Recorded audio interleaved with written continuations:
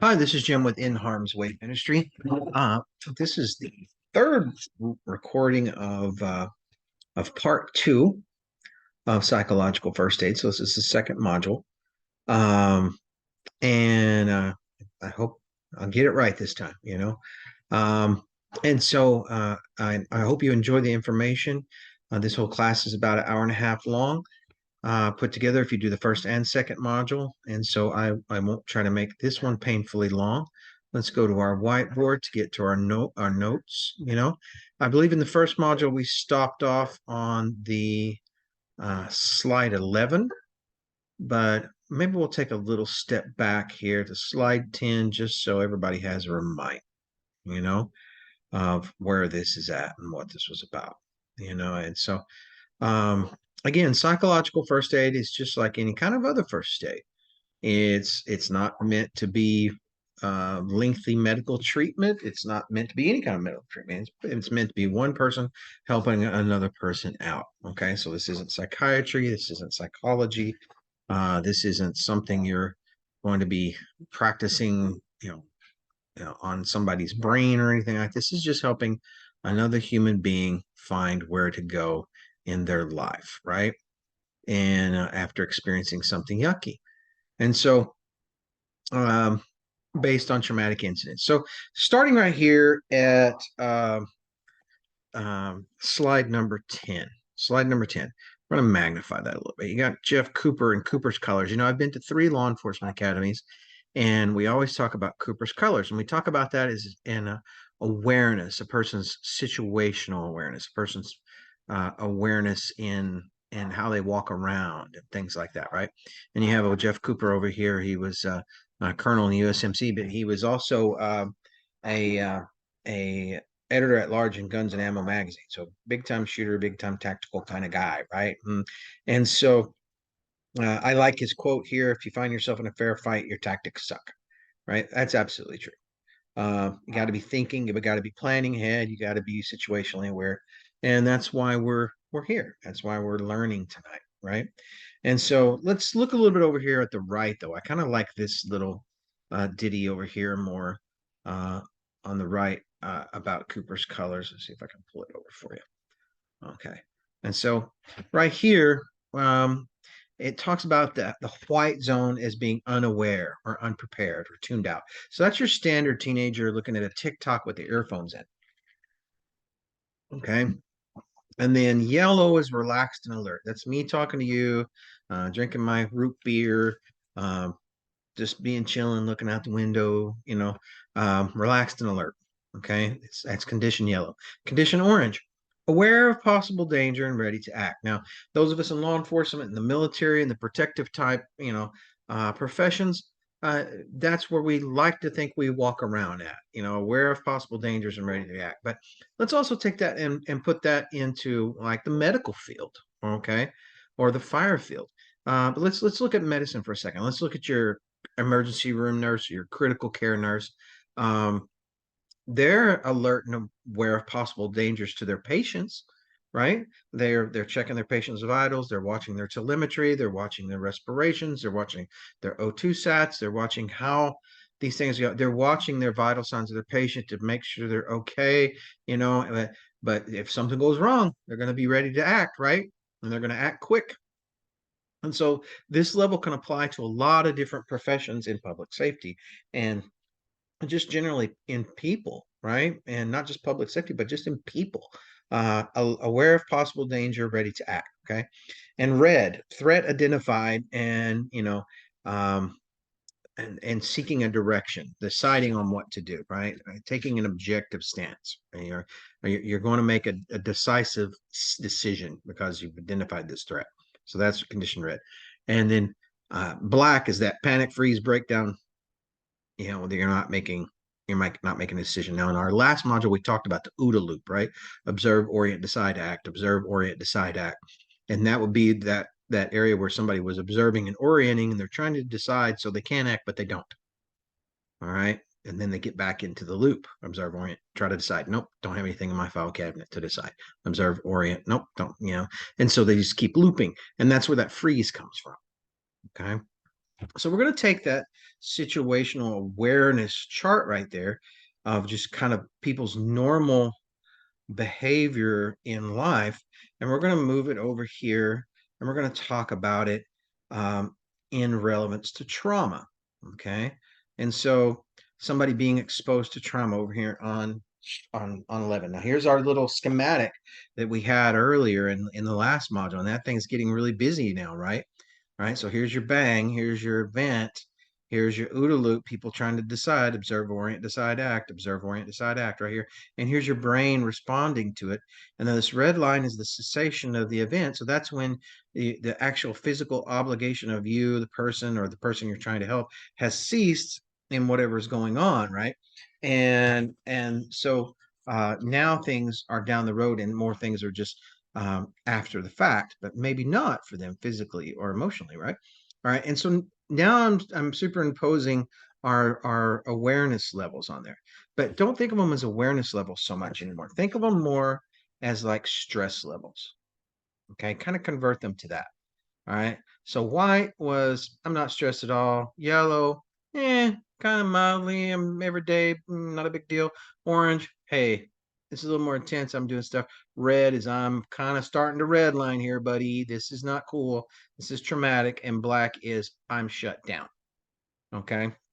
So think of them like that, right? So take Cooper's colors and make them into something more traumatically reactionary, right?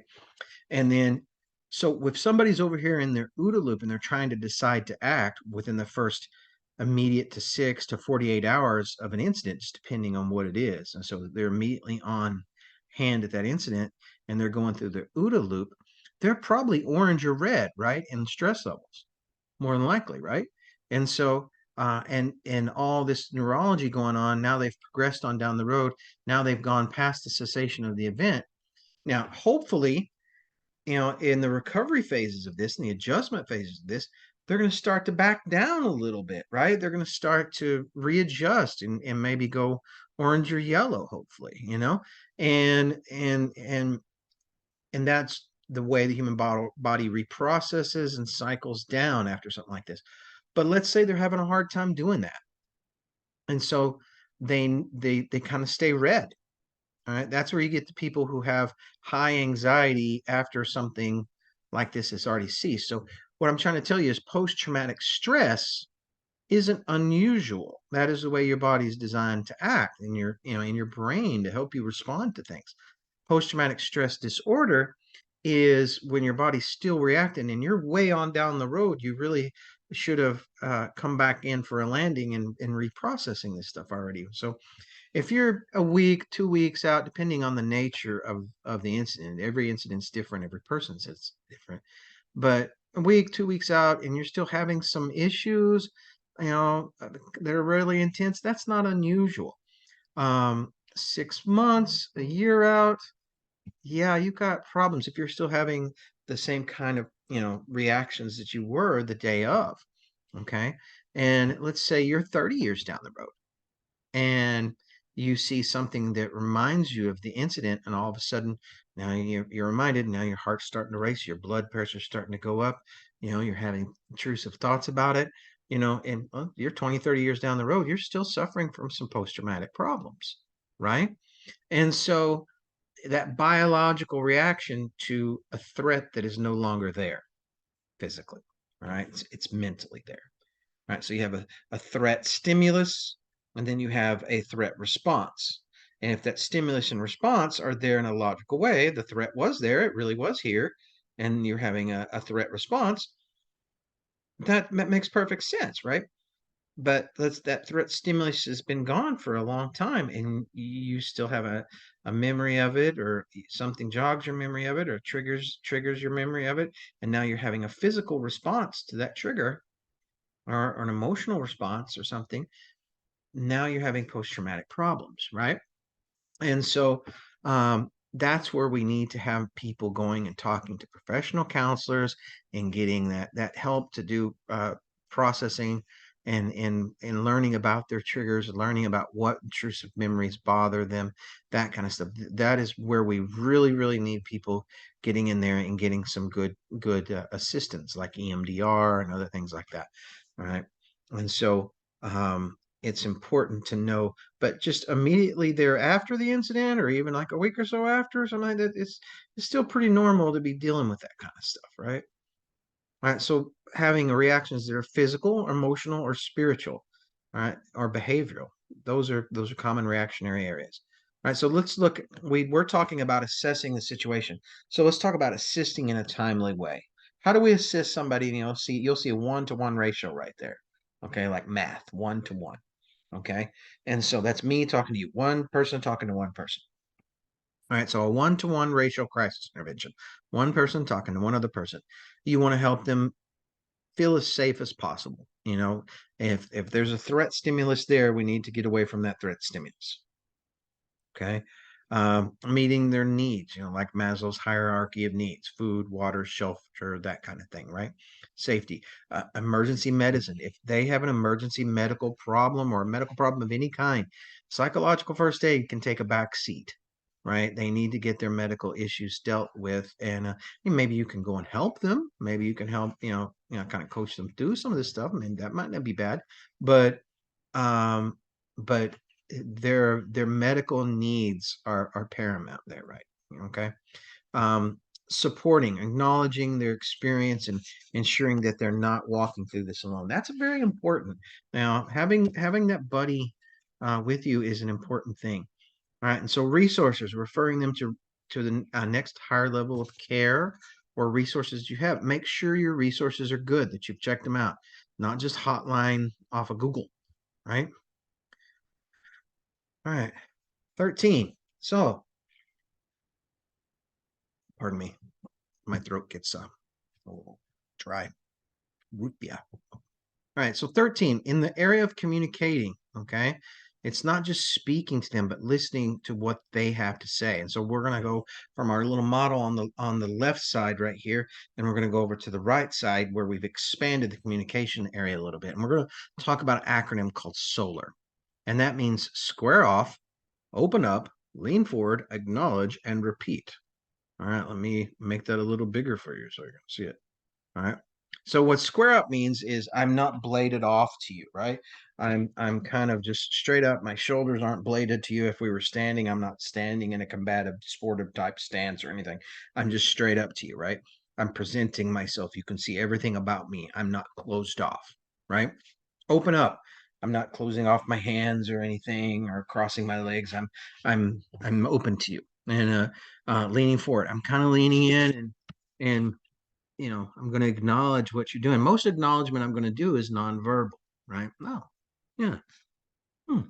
But if I do that too much, I'm going to look like a robot, okay, or a Polly Parrot, and that wouldn't be what I want to be, right? All right, so just don't do that over frequently, but do acknowledge what they're saying. Oh, I see.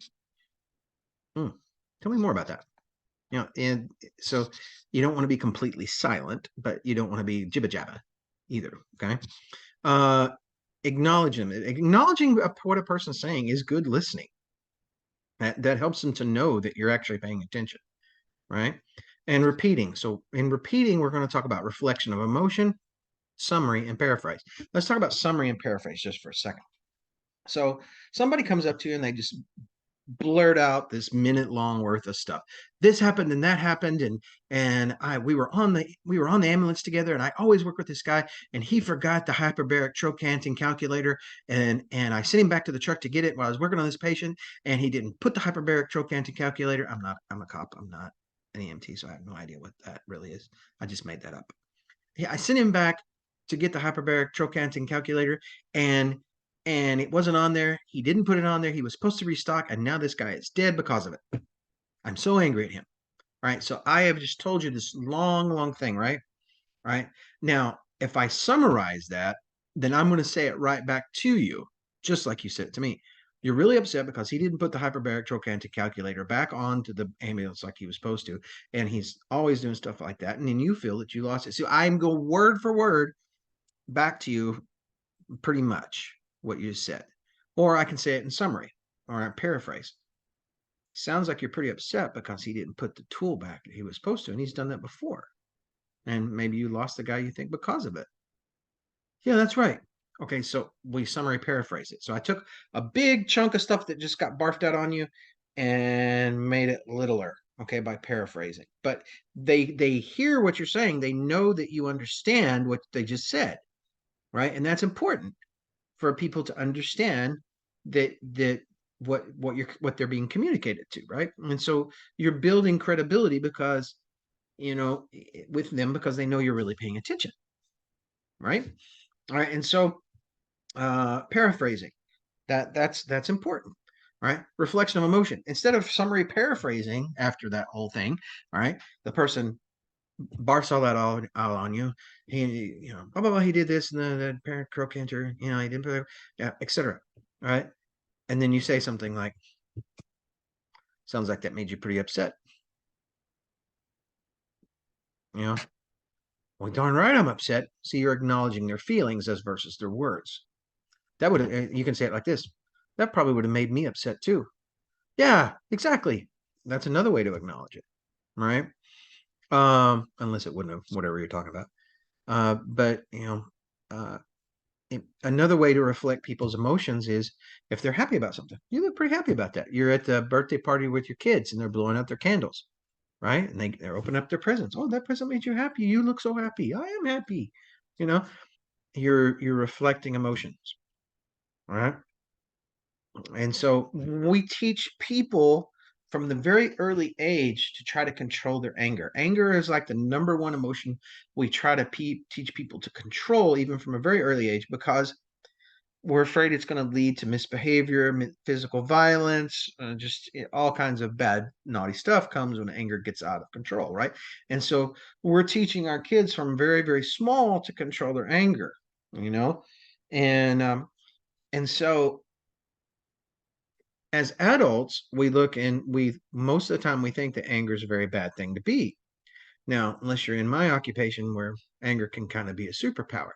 But the truth about anger is that we are persuaded that we can control it a lot better than we really can most of the time. Okay. A lot of people think they can really control their anger a lot better than they really do. They really don't control it as well as they think. And that's a self perspective. I think I'm controlling my anger. The other person really is seeing me very angry, right? And so if you're the kind of person who is kind of like, I have a right to be pissed off, maybe you do, okay? But what I'm telling you is, it's been my experience in working in this field that most people who think they have a right to pissed off are really projecting far more than they think they are, okay? And so what is anger based on? Anger generally is based on fear of loss of something, right? In our scenario I just gave you right now, the EMT is upset because the person didn't bring the tool with them. What was it they fear they lost? They lost the patient. Now they might get sued, but even worse, they have a moral obligation. They've lost somebody they wanted to save, right? So now they're upset about that. And they could have saved them because they didn't have the tool. They couldn't. And so now they have a fear of loss. And that fear of loss makes people angry. And so because we teach people to control their anger, people think that they can control their anger and it's the number one emotion they feel they can control. That isn't always true. If that was true, there would never be domestic violence, right? And so um or murders or any of that other stuff. And so people really don't control their anger as good as they do. I'm ranting about anger. I'm sorry. I hope that didn't make you mad. All right. But the fact is, reflecting emotion to people can be very useful in not only helping people de-escalate from anger or sadness. Well, it sounds like you're pretty sad about all this. I am. But it can promote understanding between you and the person you're talking to. Married people, where are you? My wife constantly accuses me of not listening. Me, Mr. Communication, right? I probably should use some of this stuff, but she would bust me because she's smart. And so um, the fact is, giving feedback to your spouse, is important too. This stuff could help you with your honey. Sounds like try it. Your honey comes and talks to you about a bunch of stuff instead of just going, tell her, sounds like you had a pretty hard day. I did. I had a hard day. What did you lose by saying that? What did you emotionally invest by acknowledging your feelings? And let me tell you, if this works for you, you need to post in the comments of me increasing your love life. Okay? Because it will. All right. That's just a freebie. All right. So reflecting emotion, acknowledging people's emotions. Now, word of warning, especially dealing with anger. This can go the other way. Instead of de escalating somebody, they escalate. All right. So you have to watch your words. You look pretty angry to me. I am angry. And then they spin up. Right. And now you've got a real problem going on because you just gave them permission to be angry. Right. Not that people need permission. Right. So maybe an off word, a deflection word. So they're saying, you look pretty angry about this. Saying something like, looks like you're pretty upset. All right. It's the same thing, right? It's just a little softer word. So soft word it down a little bit. If they want to ratchet it up, they'll let you know. Trust me. All right. It's not going to soften them up too much if they're really angry. So, but you don't want to be the one to push that button, right? So, uh, think about the words you say. All right. I'm going to reflect emotion. Okay. So, let's see here. Slide 14. All right, so here's what we're looking for when we're dealing with people, the symptomology or reactions, if you will, in the different areas. Now you'll see we have physical areas, cognitive areas, emotional areas, behavioral areas, and spiritual areas. So in the physical area, let me just pump that up. Most of these physical reactionary areas, if somebody's experiencing these, you probably should get them checked out medically, right? So chills, thirst, fatigue, nausea, fainting, twitches. Twitches are big, man. You know, if somebody's really burning off like adrenaline, that kind of thing. Vomiting, dizziness, weakness, chest pain, headaches, elevated blood pressure, rapid heart rate, muscle tremors, shock symptoms, grinding of teeth, visual difficulties, profuse sweating, difficulty breathing, difficulty breathing. I'm telling you, people are having these kind of things. You should be getting them checked out by an EMT at the very least. Okay. If not taking them to see a doctor at the emergency room. So psychological first aid's good. Real first aid's better in this particular area. Okay. Now, vomiting, nausea and vomiting can be part of the fight or flight as well. And uh, part of the physical reactions that people have in fight or flight many times is they're lighting their body wants to lighten its load so they can run better or flee better or fight better. And so sometimes people will get an image, they'll see something that is a threat stimulus to them, and their body will go, that's a threat stimulus, we need to fight or flee. You got a stomach full of bologna sandwich and you don't need that right now. Bleh. Okay. All right. And then so we can run. Another thing it likes to do is pee or poop, quite candidly. And that's a very common thing too.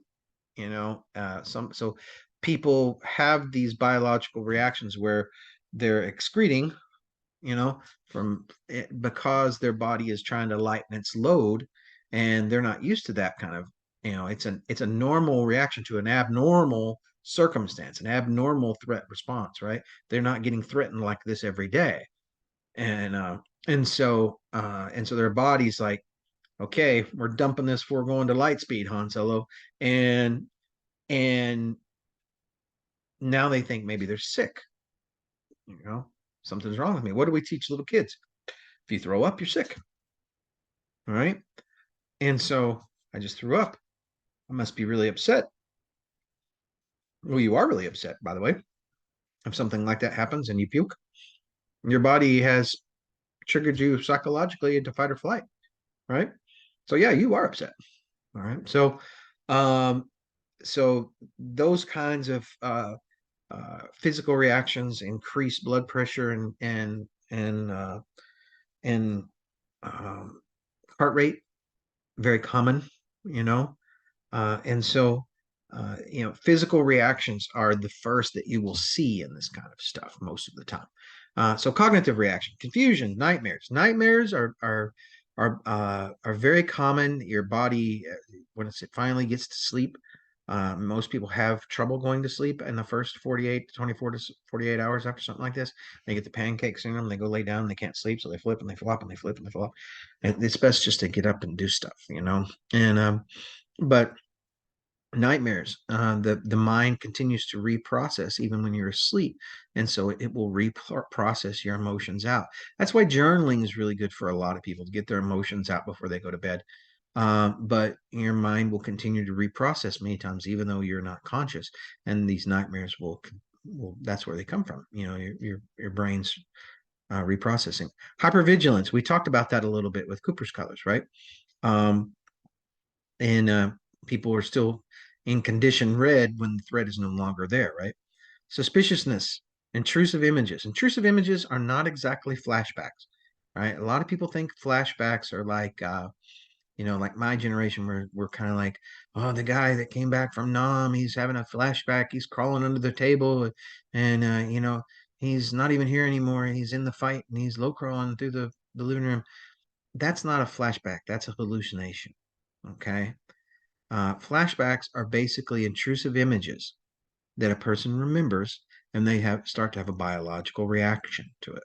So I see something that reminds me of the incident, okay, or the act or whatever traumatized me. And so now I kind of think about it.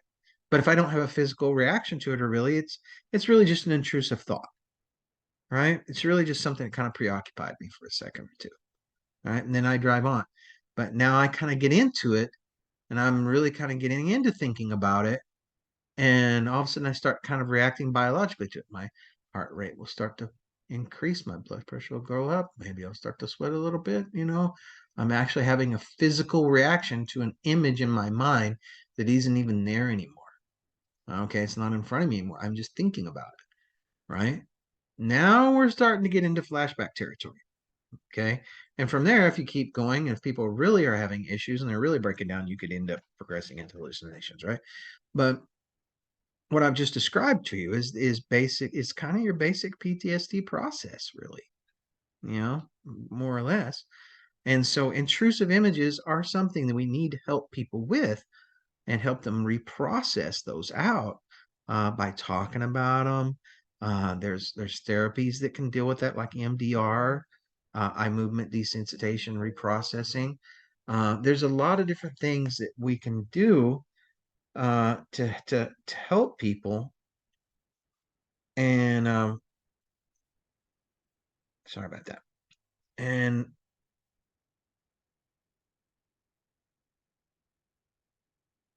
there's a lot of things we can do to help people. Um, and it's important that we do that. My son's calling me. Better answer that boy, but there we go. Texting. Anyway, intrusive images. Blaming someone, poor abstract thinking, poor attention decisions, poor concentration and memory, disorientation of place, time, and space or person. That's very common. People kind of play things on slow mo sometimes when they're about to be in a car wreck or another incident happens or something. Their sense of time gets distorted a little bit. That's very common. That's actually a biological fight or flight reaction. Difficulties identifying objects or people, heightened or lowered alertness, increased or decreased awareness of surroundings. And so those are very common cognitive reactions. Emotional, fear, guilt, grief, panic, denial, anxiety, agitation, irritability, depression, intense anger, apprehension, emotional shock, emotional outbursts, feelings, overwhelmed, loss of emotional control, inappropriate emotional response. All right. And so all those are things that you can see with people who are having an emotional reaction to things. Behavioral, withdrawal, antisocial acts, inability to rest, intensified pacing, erratic movements, change in social activity, change in speech pattern, loss, increase of appetite, hyper alert to environment, increased alcohol consumption, change in usual communication, change in speech pattern. Let's talk about that for a second. A lot of time, trauma to the brain is very similar presenting to somebody who is having a stroke. All right. But you can never write it off. So if somebody is having a change to their speech pattern, or they're having some kind of cortical inhibition, or they have a word they can't get out, or something like that, might not be bad to have them checked out physically, right? All right. When in doubt, have them checked out. Say that with me. When in doubt, have them checked out. Okay. So, spiritual crisis of faith, faith crisis. I'll explain that in a second. Cessation of faith practice, religious obsessions, irrational magical thinking. All right, so crisis of faith. Crisis of faith is you're a person who has a belief, a set of beliefs, and now this thing has happened. And so now one little chunk of your belief is kind of challenged, you know, and so now you're not sure anymore. You still believe, but this little chunk is challenged by it. All right. So you're not sure if you believe that chunk anymore, basically. Right. And so where a faith crisis is something bad happens and you're not sure if you believe it more at all. I mean, you're just dropping it like a hot rock. Okay. So that's a faith crisis. And so there's a difference. And one has to do more with your practice of faith, as one is more like stopping believing completely. All right. That's where you get your deconstructionist folks, right? And so cessation of faith practice. Those are people who are like, I don't know if I believe this or not anymore. I'm just not going to go to church. I'm just not going to go do this, And I don't want to be around people. I don't want to talk about this. I'm avoiding it, So they don't go. Or worse, they go the other direction, have a religious obsession. They buy a new cross. They get a lucky rabbit's foot. They have one of those little, little mantra things tattooed on themselves. They put an Indian dream catcher over their bed. They have like every religious symbol in the world going on. They burn an incense. They've got all kinds of stuff happening, and they can't even decide what religion they are anymore because they got all of them. Okay. And they are looking for everything, okay, to help them. Irrational magical thinking. Now, as a good Pentecostal man myself, all right, let me say that people have different beliefs, right? What some people see as rational, other people see as irrational. That's not what I'm talking about, okay? What I'm talking about is something that is completely off the wall, that you're like, whoa, that's not going to happen, you know? And so that's the kind of thing we're talking about. Okay. Let's see here. 15. All right. So back to solar. While you're communicating, you're looking for those things on the chart, right? That we just went through. And so you're squared up, you're leaned forward, you're acknowledging both non-verbally and verbally, and then you're repeating or reflecting emotion, you're summary paraphrasing, and then you're extrapolating of thought. Now, extrapolating of thought is something that can be very helpful. Okay, let's go back to our EMT that's mad at the other EMT because he didn't put the hyperbaric calculating trochanter on the car, and now they lost the patient, right? All right. So he's really mad. Joe is always doing this to me. I can't believe he did this to me again. And now somebody's died. If I'd had the hyperbaric trochanter calculator, this person would have made it. And Joe is just not fit for this job. I'm so angry. When I go in tomorrow, I'm going to walk up to Joe and I'm going to punch him in the nose because he deserves it. All right. You sound like you're pretty upset. I am pretty upset.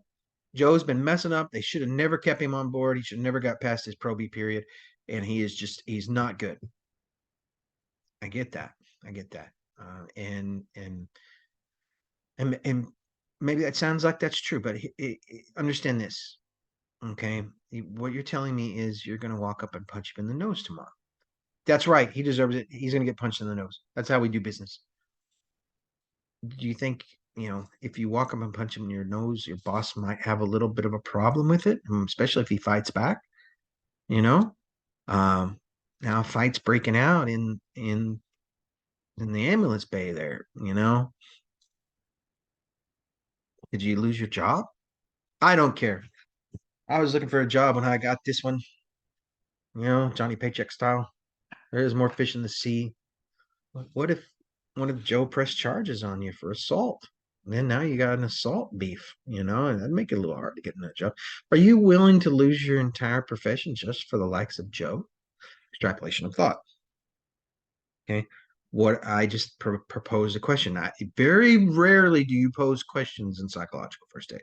You're reflecting emotion, you're summary paraphrasing, you're listening. All right. You're listening more than you're questioning. Okay. Sometimes you need questions to get the story out, right? But make them very few, succinct, and few. Okay. But here we're taking the thought down to conclusion. If you punch Joe, you're going to get fired and sent to jail. Is it worth doing that? Do you want to hand your career over to Joe? Because that's what you're going to do. Joe wins on this one by you punching him out. Oh, okay. You know, and so, helping people find the thread of reality and rationality. And there's been so many people that have helped me with that before. If you're watching this video and you've helped me, thank you. Okay. So 16. So here's a scenario I gave in my class when I taught this. And I like this scenario pretty good. Class I was teaching to was to some people who worked in wooded areas and had like search and rescue stuff going on, right?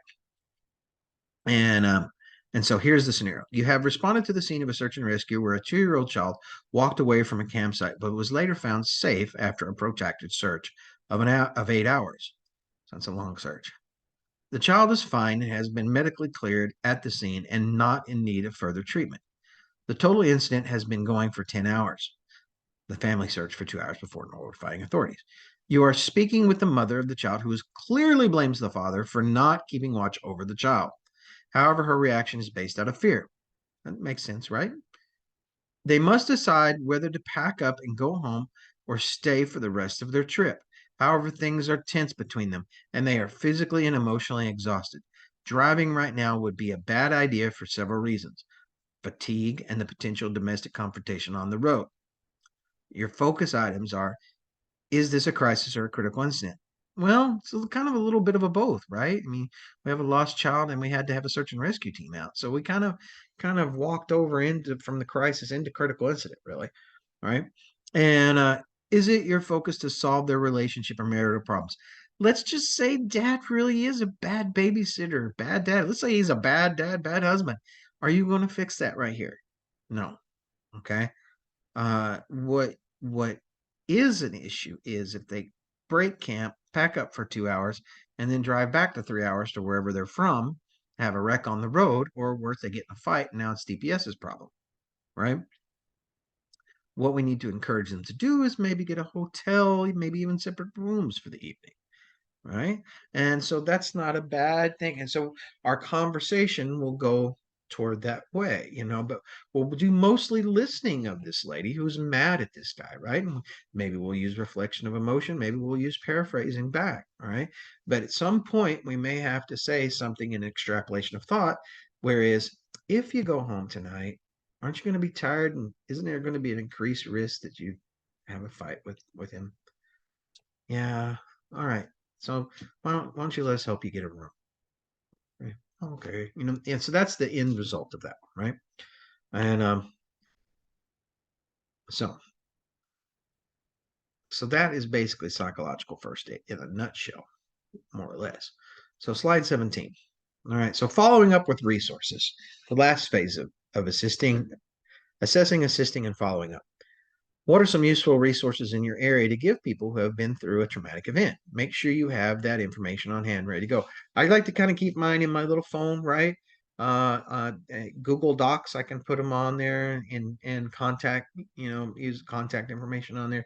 A lot of teams have them on handouts they can give to people, and I mean, if you don't know of good resources in your town, talk to the people at the local police department. They usually have emergency resources lists they can give to you.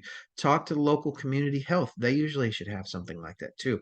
But whatever resource you're going to have on hand for people, make sure it's a legit one and it works. Okay, just don't hand out stuff you Googled and think it works. Okay. Uh, Basic need support, medical resources, clergy referrals, council referrals, supporting organizations, legal help. 800 numbers. They're nice, but have something more substantial for people to go to if you can. Okay. Moral of the story is check your resources before handing them out. And even I am guilty sometimes of giving a bad one. So you gotta make sure you check them frequently. Follow up with resources. Stay in frequent contact, especially over the course of the first week to 2 weeks. Then do month-to-month checks until you can see that they are adjusting okay.